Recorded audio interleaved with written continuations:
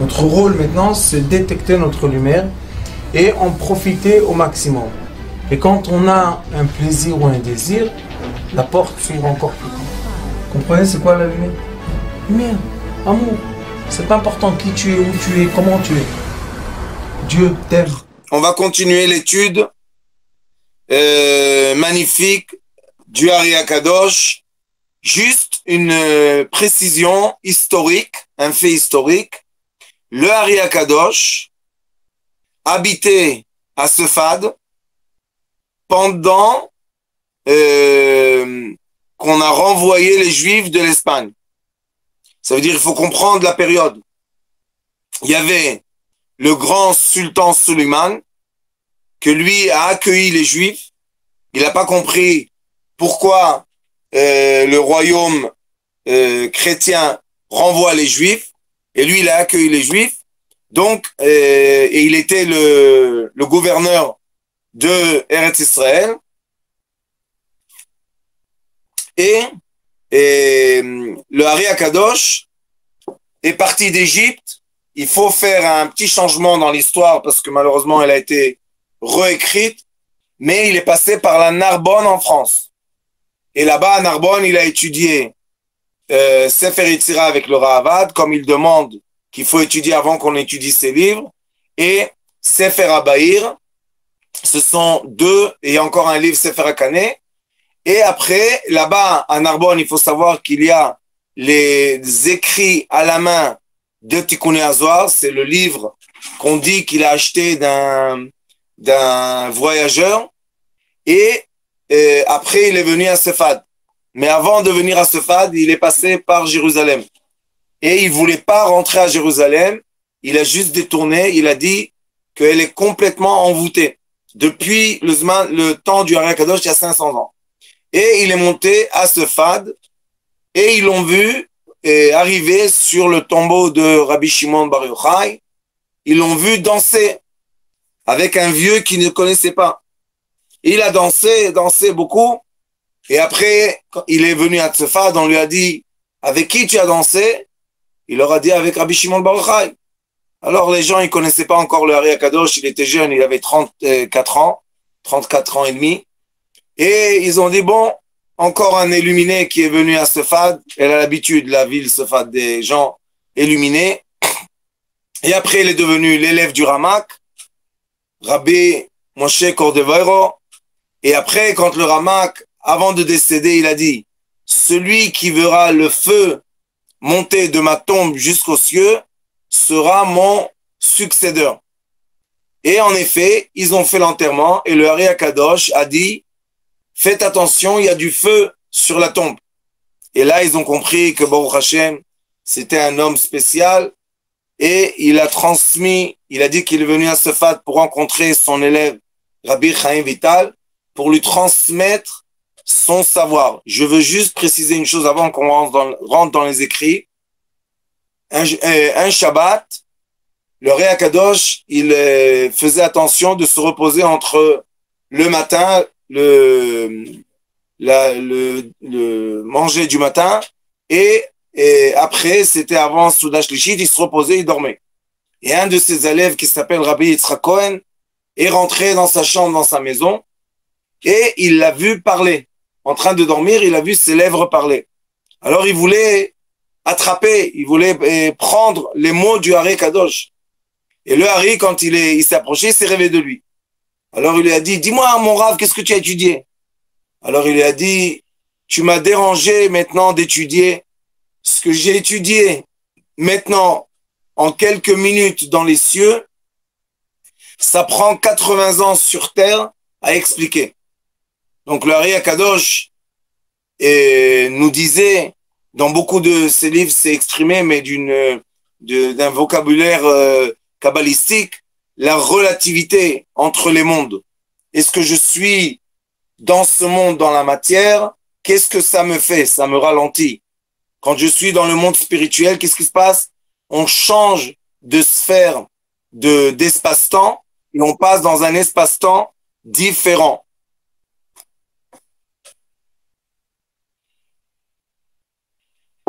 Et en effet, c'est ce qu'on étudie maintenant. il est écrit, maintenant on va rentrer dans l'écrit, il est écrit, Val dererze, et ce cheminement qu'on a expliqué que le corps humain est la fin du souffle de la lumière pour rebondir la lumière. Shasa gidim ruchanim chez la nefesh mutlapshim tor shasa gidim chez bagouf. Ça veut dire que nous avons non seulement les membres qui sont les places d'atterrissement de la lumière de notre âme. Ça, ce sont les membres, comme les os, comme le foie, les reins. Ça, c'est les endroits d'atterrissement qui sont fragiles, ou plutôt sensibles, chacun à sa fréquence. Et après cela, hein, il est écrit qu'il y a des tuyaux qui transmettent l'énergie. Ça veut dire que il n'y a pas seulement les membres, parce qu'on doit se poser la question, comment le membre peut recevoir la lumière? Est-ce que c'est un champ électromagnétique qui entoure le membre, ou bien ce sont des tuyaux qui vont nourrir chaque membre? Donc, il faut savoir qu'il y a 3 tuyaux essentiels qui sont connectés à chaque cellule. Un côté, c'est la vie, ce sont les artères qui vont transmettre, qui vont transporter avec les globules rouges l'oxygène, la vie. Il y a les veines qui vont décharger de la cellule le CO2, et nous avons le système nerveux, les nerfs qui sont connectés à chaque cellule de notre corps.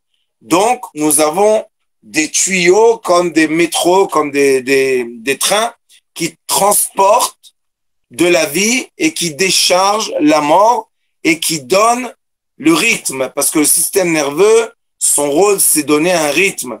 C'est comme je vous ai dit, le système sympathique et le système parasympathique. Le système sympathique contracte et le système parasympathique décontracte. Donc, nous avons le tempo, que c'est on va dire, c'est le temps, parce que c'est un battement de temps. On peut régler des montres, comme il est écrit, il y a des montres biologiques. Pourquoi il y a la montre biologique? Parce que on a dans nous un clock. On a une montre dans nous qui est le système nerveux. À part ça, nous avons 2 autres montres.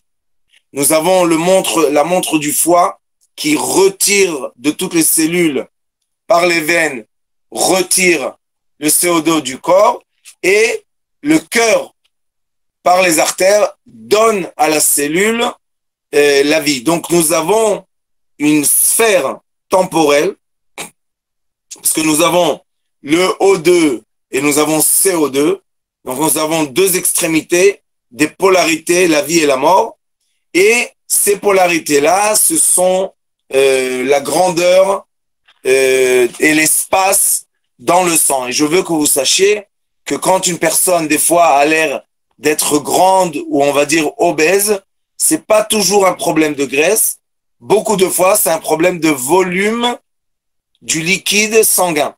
Il a un grand volume et c'est pas toujours bien, mais il faut savoir que si on fait des régimes de liquide, l'inverse que disent les Américains, qu'il faut boire tous les jours au moins 4 ou 6 litres d'eau, c'est une erreur parce que ça agrandit le volume du sang et c'est comme ça qu'on a une sensation d'être grand, obèse.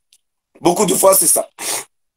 Donc, ce qu'il explique ici le Rabbi Chaim Vital, l'élève du Hari, il dit, et il faut savoir que les 365 tendons spirituels de la vitalité, ces tendons spirituels s'habillent des tendons matériels que nous avons dans le gouffre, dans le corps, et après qu'ils se sont habillés dedans, après, ils vont, mamshichin Amazon, ils vont faire la continuité de la nourriture du corps, qui est le sang. Et ça va aller aux 248 organes de notre corps. Et qu'est-ce qui vont nourrir le corps?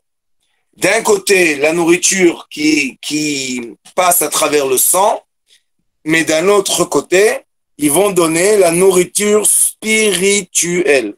Ça veut dire que chaque cellule de notre corps, pour bien vivre, a besoin de deux choses. Elle a besoin, d'un côté, avoir la nourriture matérielle, ça c'est le sang qui transmet tous les ingrédients que toutes les cellules ont besoin du corps. Et d'un autre côté, nous avons besoin de la spiritualité. Cela veut dire la lumière. Et c'est pas pour rien que pendant toutes les générations, j'ai envoyé à la rabbinite Gila hier ou avant-hier, un extrait de la Mishnah Nedarim. Et dans la Mishnah, la Torah orale, il est écrit mot à mot que l'être humain malade, c'est parce que malheureusement, il a perdu la connexion au Yud. Ça veut dire qu'il a perdu son Yud. C'est quoi perdre le Yud? C'est perdre la connexion divine. Maintenant, je veux préciser. Est-ce qu'on perd la connexion divine? Cela veut dire qu'on n'est plus connecté? Réponse, non. Parce que dans le divin, dans le monde qui est au-delà de nous, parce que vous savez que chaque monde est enveloppé d'un autre. Le monde qui nous enveloppe, nous on est dans le monde qui s'appelle Asiya, l'action. Le monde qui est au-delà de nous s'appelle Yetzira, le monde des désirs. Ou bien le monde de création par désir, c'est le monde de l'amour, c'est le monde de l'union. Et dans ce monde-là, la lumière et l'obscurité sont séparées, mais veut dire existent les deux. Et c'est pour cela que nous avons des gens puissants du côté saint et des gens puissants du côté malsain. Il faut comprendre ça. Si vous voyez quelqu'un qui fait des choses mauvaises, mais il a les puissances, comme les sorciers par exemple, qui se nourrissent d'un monde au-delà du monde dans lequel on est, et ils se nourrissent d'une sphère qui enveloppe le monde dans lequel on est. C'est pour ça que la majorité des gens ne peuvent rien faire contre les sorciers, parce que ils activent des énergies qui sont au-delà de nos énergies. Donc, ces gens-là, malheureusement, oui, sont connectés à un monde élevé.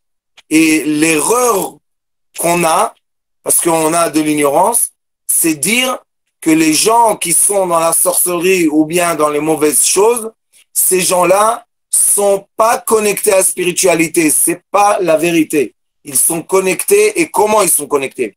Sauf que eux, ils sont connectés dans le côté obscur de la lumière. Parce que encore, le monde de Yetzira, le monde qui enveloppe, le monde de Asiya, le monde qui nous enveloppe à nous, il est encore composé de bien et de mal. Il y a encore là-bas la lumière et l'obscurité. Il y a le jour et la nuit. Donc ce monde-là, c'est un monde. Et nous, on doit espérer d'être connectés par les bonnes midotes, par le bon comportement, par les bonnes actions qu'on fait, par notre conscience qui soit alignée à la lumière. On veut, avec l'aide de Dieu, être connecté comme il faut. Mais il faut savoir que aussi les autres sont connectés. Et c'est pour ça qu'il faut jamais, dévaloriser une personne qui est en face de vous, parce que vous pensez qu'elle est dans le mal, mais elle est connectée dans un monde supérieur. Et la Torah nous dit que au moment qu'il y avait Moshe Rabbeinu, Moïse, qui était le grand du peuple d'Israël, il y avait au même moment son professeur de sorcellerie qui s'appelait Bilam. Et Bilam, c'était un grand sorcier, et il est écrit Yodea Da'at Elyon. Ça veut dire que oui, il avait la connaissance des moments qui étaient supérieurs dans les cieux, et il savait quand il pouvait maudire et la malédiction attrape. Donc, on va dire, mais non, le monde supérieur est que de lumière. C'est une erreur. Le monde supérieur, parce qu'il y a beaucoup de mondes au-delà de nous, mais le monde qui nous colle, qui est collé à nous, s'appelle le monde de Yetzira. Et ce monde-là a en lui le bien et le mal séparés. Donc, quand on passe du monde de la Asiya, du monde de l'action, que c'est un monde que dit le Hari Akadosh, la lumière et l'obscurité sont complètement mélangés. Donc, c'est très difficile de faire la différence entre le bien et le mal. C'est le monde du doute. Et Da'at Tovera, c'est le monde du doute. Mais sachez que le monde du doute est connecté par des tuyaux qui ne seront jamais déconnectés. Ça veut dire qu'il y a une continuation éternelle. Il y a un monde dans lequel, ça s'appelle Etzraïm, le monde de la vie. Là-bas, la lumière et l'obscurité sont complètement séparés. Alors, Baruch Hashem, quand une personne, elle a réussi à s'élever, à élever sa conscience d'un monde, Baruch Hashem, dans ce monde-là, on voit que les gens sont complètement fidèles à leur conscience vitale. Ils sont, je dis fidèles, pas pour rien, parce qu'ils sont connectés à la conscience vitale et non pas, malheureusement, confus tout le temps entre le bien et le mal. Ils ne savent pas par quoi ils veulent être attirés. Des fois, ils sont attirés par le bien, des fois, ils sont attirés par le mal. Pourquoi je vous raconte tout ça? Parce que ce qu'il est écrit ici, qu'il y a des cordes, il y a des tuyaux qui nourrissent notre corps, ces tuyaux, c'est comme si vous avez vu quand on donne de l'essence à un avion, quand il est dans l'air.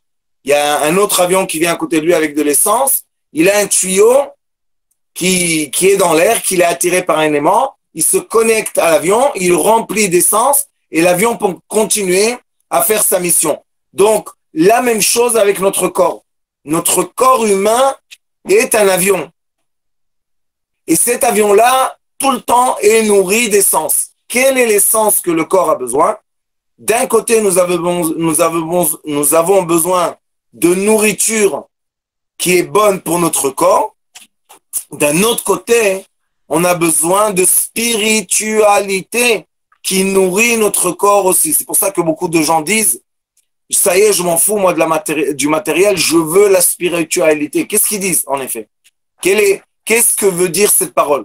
Ça veut dire que les gens ont besoin, ont le sentiment, ont le ressenti, ont le réveil de quoi? J'ai besoin de spiritualité, j'ai besoin de nourrir mon corps, parce que si je ne vais pas nourrir mes cellules de lumière, ou malheureusement, je vais nourrir mes cellules d'obscurité, c'est pour ça que les gens deviennent addicts. On se dit, mais tu comprends pas ce que tu fais? Tu comprends pas ce que tu fais? On ne comprend pas, c'est nous qui ne comprennent pas. Cette personne qui devient addicte, malheureusement, elle a connecté ses tuyaux de vitalité, elle les a connectés à la sphère, pas à la bonne sphère, à la sphère obscure. Et la sphère obscure nourrit la personne de façon spirituelle. Ça veut dire que quand quelqu'un boit l'alcool et il exagère, c'est parce qu'il veut fuir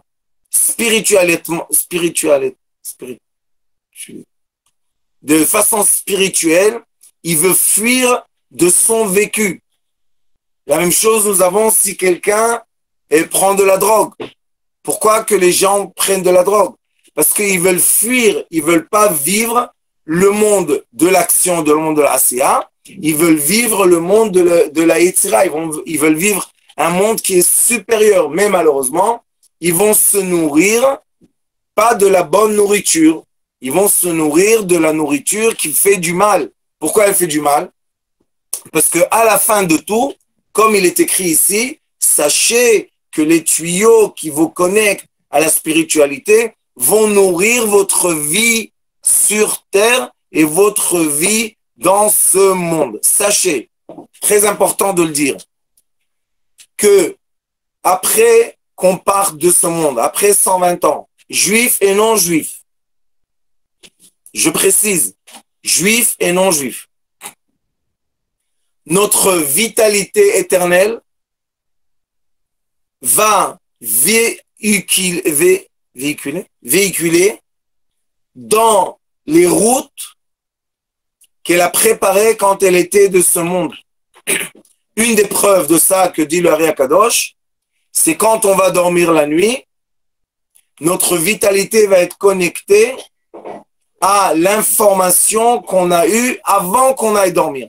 Ça veut dire ce qu'on a étudié, ce qu'on a entendu, ce qu'on a parlé, ce qu'on a vu. Et là, la nuit, quand on va dormir, on va continuer la connexion vitale à ces endroits qu'on était connecté quand on était éveillé. C'est pour ça qu'avant de dormir et le matin quand on se réveille, il faut être entouré de prières ou bien d'études, de conscience pure pour qu'on puisse tracer et on puisse se connecter à l'essence qui est bonne pour nous et non pas malheureusement se connecter au poison qui fait du mal à l'être humain et à la fin, même si l'être humain veut les connexions divines spirituelles, il faut savoir que dans la connexion divine spirituelle, il y a aussi le mal. Il n'y a pas seulement le bien. Et c'est comme ça qu'on peut expliquer pourquoi il y a des gens puissants sur Terre connectés au mal et des gens puissants sur Terre connectés au bien. Et à la fin de tout, ce sont des connexions à la spiritualité. Regardez Facebook et WhatsApp, il s'appelle maintenant Meta, et que Meta, c'est un des dieux des Romains. Pourquoi une compagnie moderne doit se donner un nom de dieu romain? Quel est le rapport? Appelle-toi 0x. Pourquoi le dieu?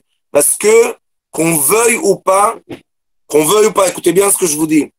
Le monde spirituel existe. Ce ne sont pas des légendes et ce ne sont pas des histoires. Ce sont des réalités qui sont là et qui influencent notre monde physique. Donc, ceux qui veulent dire que quand je monte dans le monde spirituel, il n'y a plus de mal, n'ont rien compris malheureusement.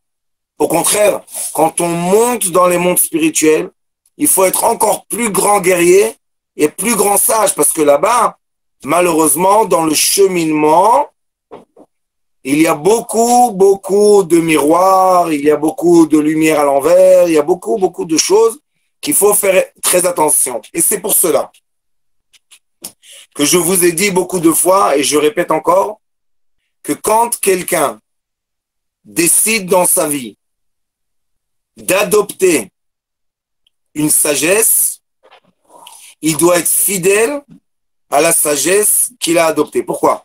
Parce que quand on monte en spiritualité et on est confus encore, on n'a pas des certitudes internes de la sagesse qu'on suit, il faut faire très attention parce que dans le cheminement, quand on monte, il y a beaucoup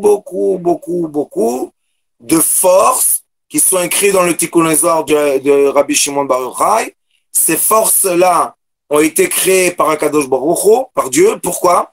Que ceux qui ne méritent pas, ou bien ceux qui ne sont pas vraiment fidèles, ou bien ceux qui veulent faire de l'enseignement vital des prophètes humains, ces gens-là ne pourront jamais atteindre vraiment la lumière sainte. Et là, on voit que l'obscurité est là pour protéger la lumière divine.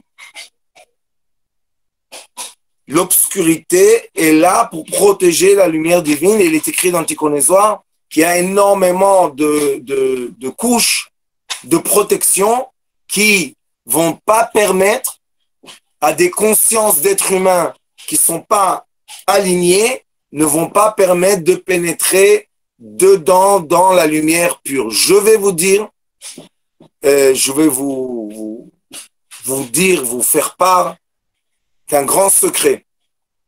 Sachez que le mauvais penchant est un ange. C'est pas quand on dit démon, c'est un ange, c'est un très grand ange. Et lui, le mauvais penchant, c'est lui qui connaît exactement nos tendances. C'est lui qui connaît exactement, pile, mieux que nous, il connaît nos faiblesses. Et le mauvais penchant, écoutez bien, c'est très important de comprendre ça. Quand on monte en spiritualité, quand on monte dans le monde spirituel, il va nous donner gratuitement les pires des choses qu'on a en nous, chacun ce qu'il a. Si quelqu'un a le vol, il va lui permettre à voler facile. Si quelqu'un a l'envie des femmes, il va lui donner des femmes faciles. Si quelqu'un a, je ne sais pas moi, l'envie matérielle, il va lui ouvrir les portes du matériel. Pourquoi?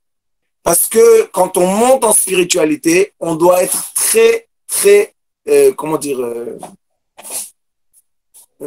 concentré, très concentré, et ne permettrait à rien de nous distraire la pensée.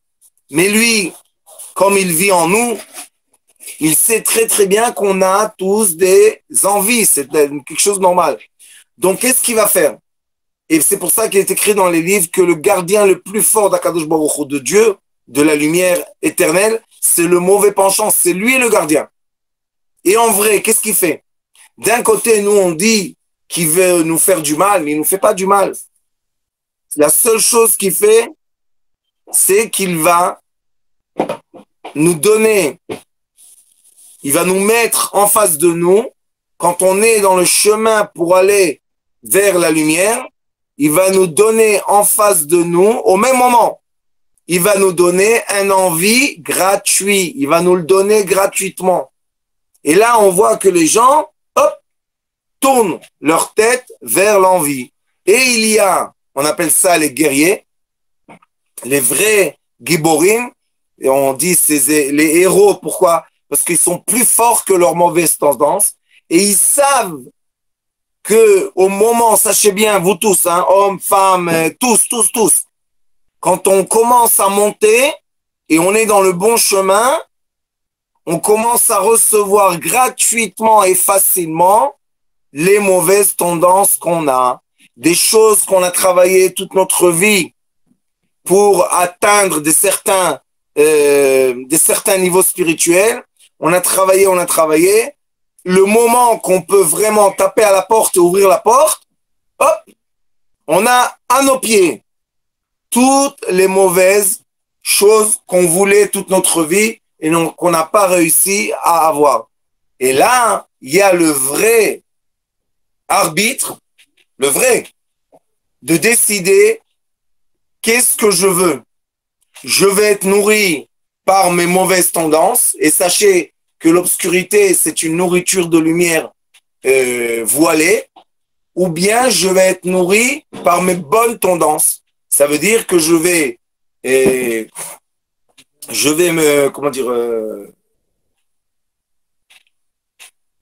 vais laisser tomber les mauvaises tendances que j'ai.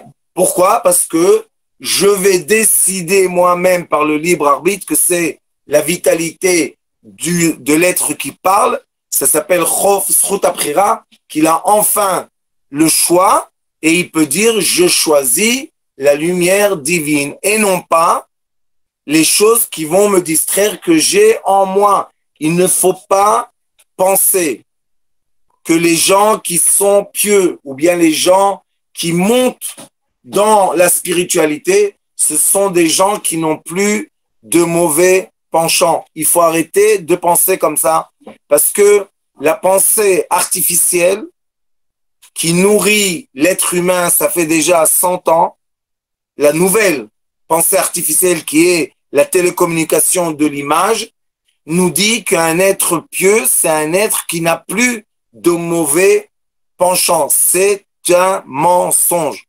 La Torah nous dit, plus tu es pieux, plus tu es saint, et plus ton mauvais penchant est puissant. Sachez ça. Mais comme il monte en puissance, celui qui le bat et qui va pas se distraire par des mauvaises choses, eh ben celui-ci s'appelle le vrai héros. Et plus je suis concentré par la direction de la lumière, et plus je vais voir autour de moi, écoutez-moi bien s'il vous plaît, parce que je vous dis la vérité, je vais voir un monde entier se détruire autour de moi.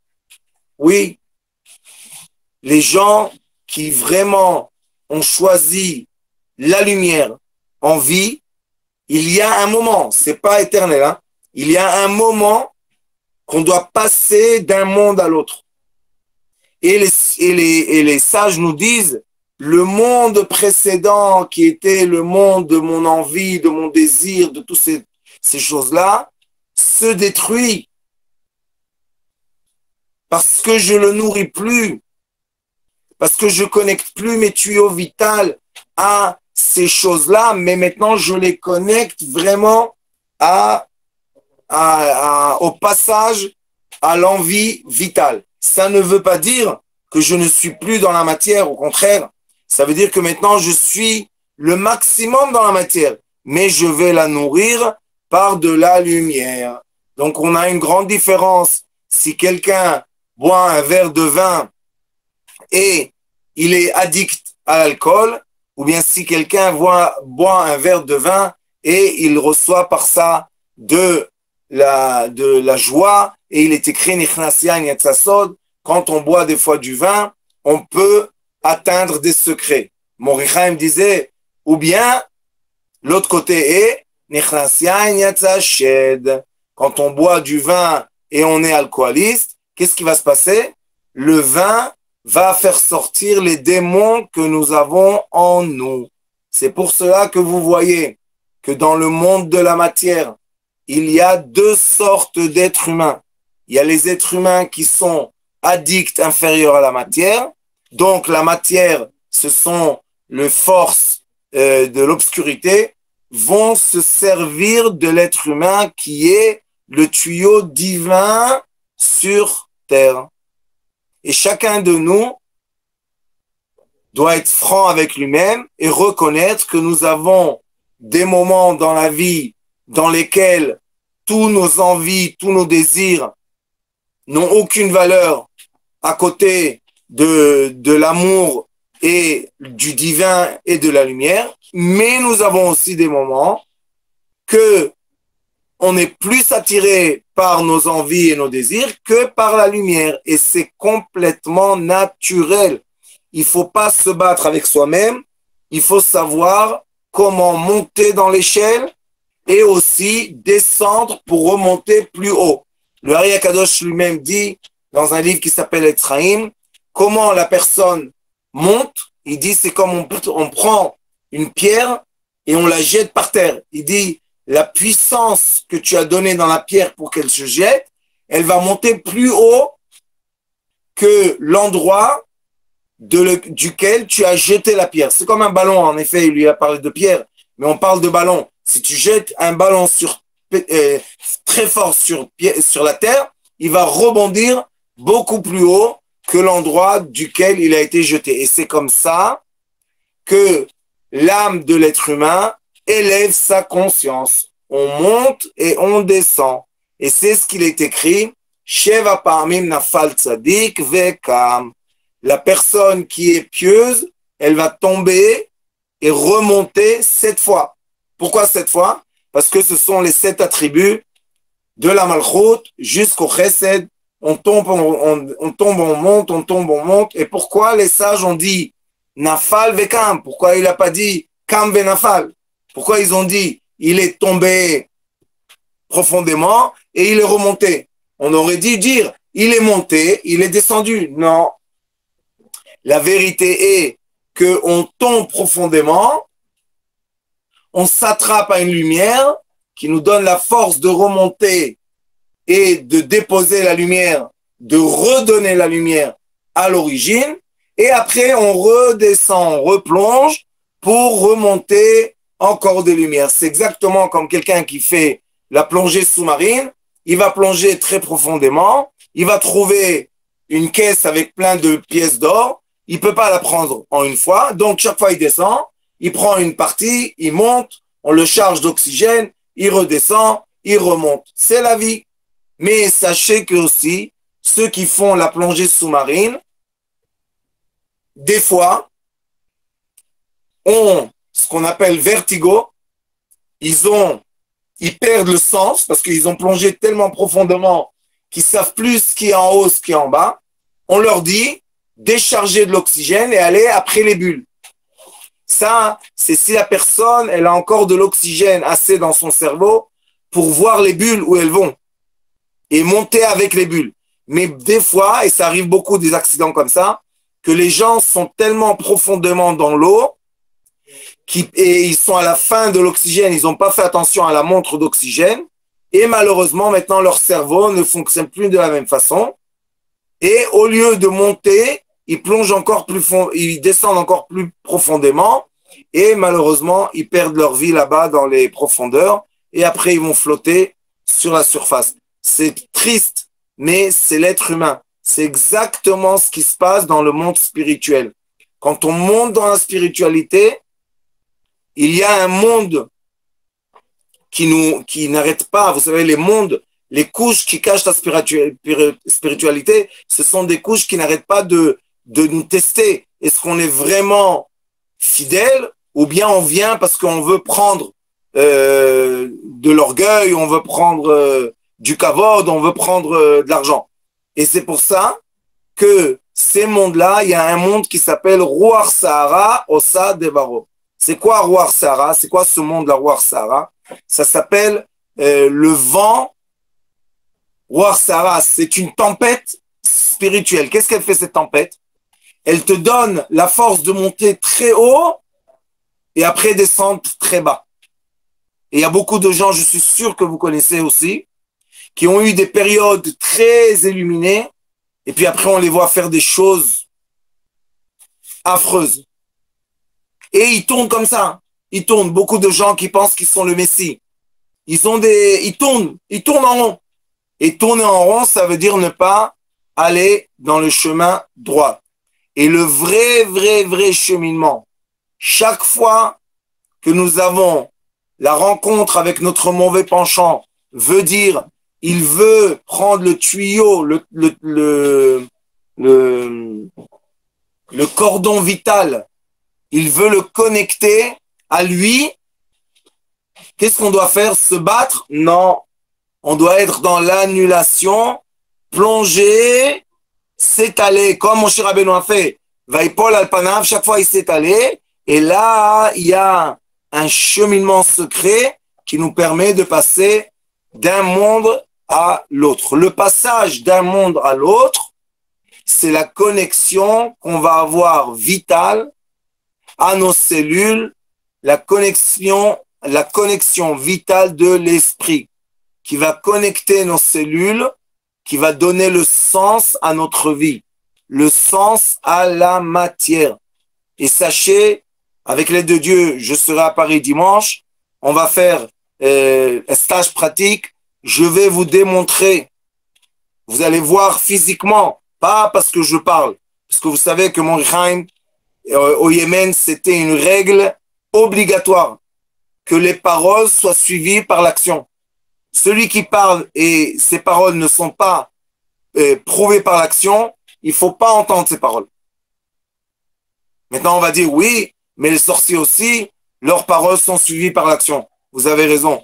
Mais il faut voir quelles paroles ils ont et quel comportement ils ont et comment ils vivent leur vie. Et c'est pour ça que les sages disent, quand tu veux te connecter à quelqu'un, va habiter avec lui, va voir comment il vit, comment il se comporte avec ses enfants, comment il se comporte quand il est tout seul, comment il se comporte avec sa femme. Il faut voir que l'être humain, Toho Kevaro, le fruit qu'il y a dans l'écorce est comme l'écorce. C'est pas que Chas Vechalila, il vous montre qu'il est une orange et dedans, c'est je ne sais pas quoi, un noyau d'abricot. Non, il faut que l'écorce et le fruit soient les mêmes. Et ça, c'est le plus difficile. Mais quand on est égal à soi-même, maintenant, on peut commencer à monter, de passer de sphère en sphère. Obligatoirement de savoir que dans chaque sphère, on recommence le travail. Ça veut dire qu'on va retrouver les mêmes tendances qu'on avait quand on avait 16 ans et 15 ans et 14 ans et 17 ans et 20 ans. Mais maintenant, on va voir, est-ce que cette tendance me dévie du droit chemin ou bien c'est fini. Je sais que j'ai cette tendance, je l'embrasse, je lui dis merci beaucoup, tu restes là, moi je continue. C'est comme ça. Mais la prochaine fois, la tendance viendra avec une autre puissance, plus grande. Et là, je dois avoir plus de force en moi pour dire merci beaucoup, je t'aime beaucoup, bye bye, tout va bien.